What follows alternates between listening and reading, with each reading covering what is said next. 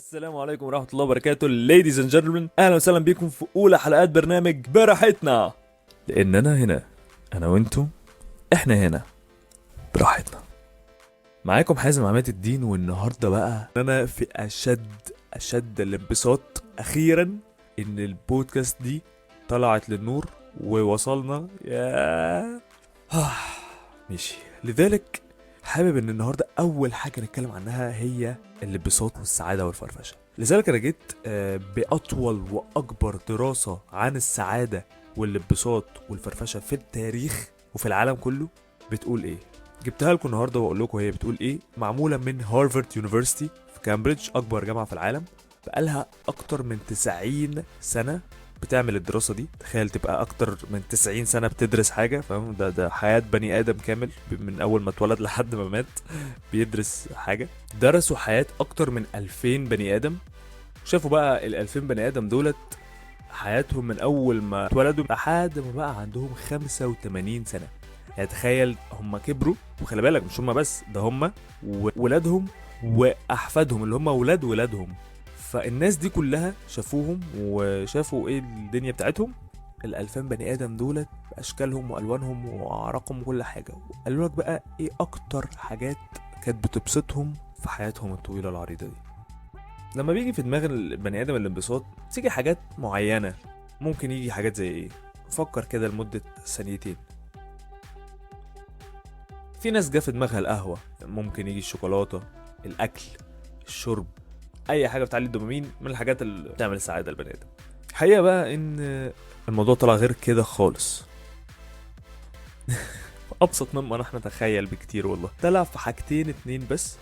وانس الحاجتين دولت عرفناهم، بيقولك ان الدراسه كلها 90 سنه اكتشفوا ان هما الاتنين دولت هما اللي بيعملوا السعاده. طب ايه هما الحاجتين دولت؟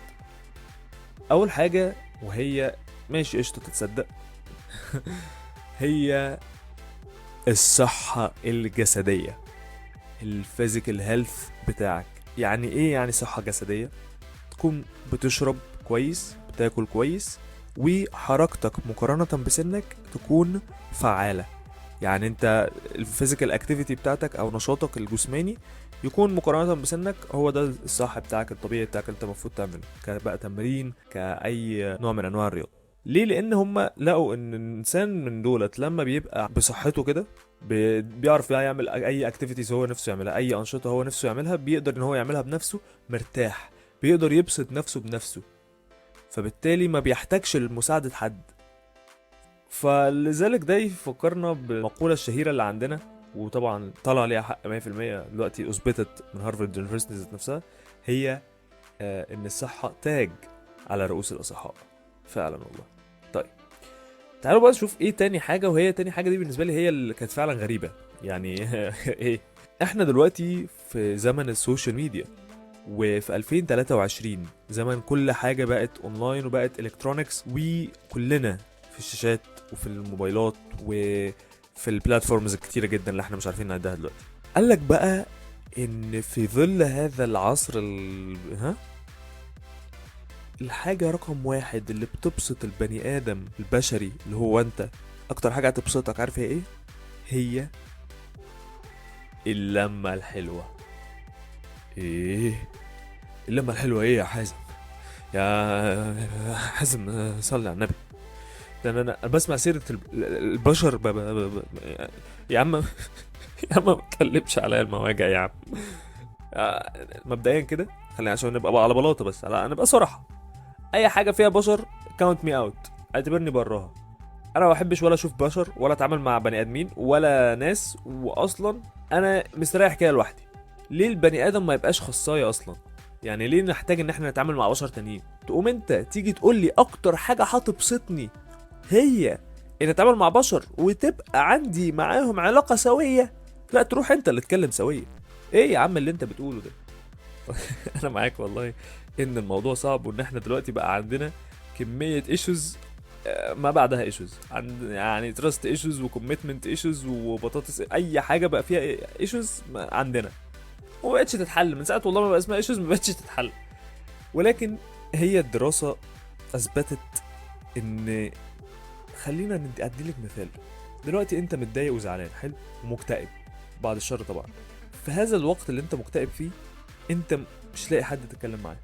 طيب لو انت كنت زعلان او متضايق من اي حاجه كانت، سواء في الشغل او وكان عندك حد تتكلم معاه، ايا كان بقى الحد ده مين، يعني عيلتك او صحابك او قرايبك، ايا كان هو مين، فمجرد بس دي ان انت يبقى عندك علاقه سويه ببني ادم تسمح لك ان انتوا تتكلموا مع بعض في حاجات زي كده، حاجات مضايقاكوا بتنفسوا عن نفسكوا، دي في حد ذاتها بتهدي الليفلز بتاعت الهرمونز بتاعتك، وبتهدي الاستريس هرمون، بتهدي دماغك وبتفضي دماغك وبتعمل لك حاجات كتيره قوي هم اكتشفوها بتحسن من مودك جدا جدا. فده على الشورت تيرم وعلى اللونج تيرم حلو قوي بجد، بيفيد ان هو يهدي البني ادم. لاحظوا بقى حاجه مهمه قوي، وعايزك بقى تحط دي حلقه في ودنك اللي جايه دي. قال لك ايه؟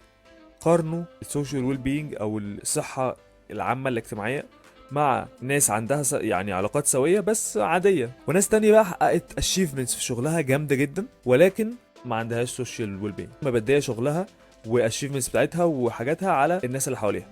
ايه اللي حصل بقى؟ ان لقوا ان الناس اللي عندها العلاقات السويه كانت مبسوطه اكتر من الناس التانية اللي عندها شيء، فدولت اللي فعلا بيدوا الصحه النفسيه. وانا الموضوع ده خلي بالك فاجئني ان انا شخصيا يعني مش لوحدك، بس الفكره في حاجه من كلامي ده، ما تاخدش بقى ان انت خلاص ان احنا فاهم نرمي الشغل ونقعد بقى على القهوه طول اليوم او نقضيها خروجات طول الشهر ولا السنه، لا. هي الفكره في البالانس. اكتر ناس كانت سعيده في الدراسه دي هي الناس اللي كان عندها بالانس ما بين الورك لايف بتاعتها والسوشيال لايف بتاعتها، ما بدتش حاجه على حاجه. واكيد الفيزيكال هيلث اللي احنا كده اتكلمنا عليه. يعني الدراسه دي اتعلمنا ان اكتر حاجه هتبسطك مش ان انت تيجي على حاجه على حساب حاجه، لا، ان تبقى حياتك متوازنه متزنه. وانا بقول ده لنفسي معاكم، لان احنا كلنا بنتسحل في اي حاجه بقى. فلذلك حبيت ان احنا نتكلم النهارده عن الانبساط. ايه هي الحاجات اللي هتبسطنا في حاجه بقى؟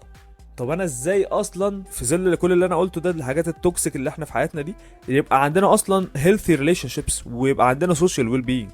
ده هياخدنا، لان الموضوع ده عايز له قعده، حرفيا عايز له قعده.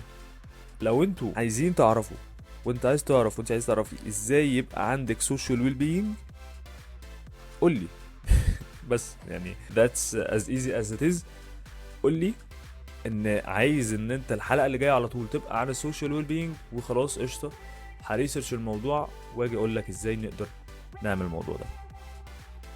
في النهايه انا مبسوط جدا جدا بان اخيرا البودكاست دي وصلت للنور. ولو انت وصلت لهذه المرحله من البودكاست فاعرف ان انت والله العظيم انت من الناس النادره، ويا اخي والله انا بحبك يا والله العظيم، لان انت مش متخيل الجورني او الرحله اللي انا خدتها. يعني من الناس اللي بتسمع ده وعارفاني شخصيا هتبقى عارفه ان انا من زمان نفسنا، مش انا لوحدي، احنا كلنا نفسنا ان احنا نوصل للنقطه دي بقى اللي احنا فيها دلوقتي دي. فاذا وصلت للنقطه دي شكرا جدا جدا ليك. عرفني ان انت وصلت لهنا. قول لي ايه رايك في الحلقه دي وعايز نتكلم في ايه بعد كده، وكومنت لايك شير سبسكرايب او فولو ايا كان البلاتفورم اللي بتسمع عليه. واستنوني في الحلقة التانية من الموسم الأول من برنامج براحتنا. كان معاكم حازم عماد الدين. سلام.